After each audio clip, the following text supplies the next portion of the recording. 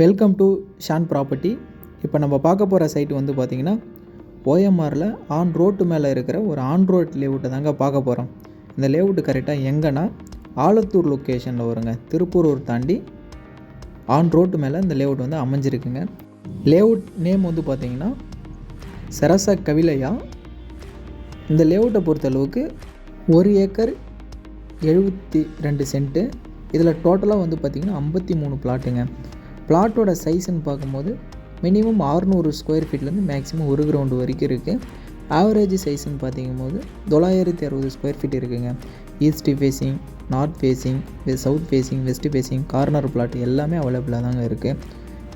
இந்த ப்ராப்பர்ட்டி வந்து DTCP RERA approved.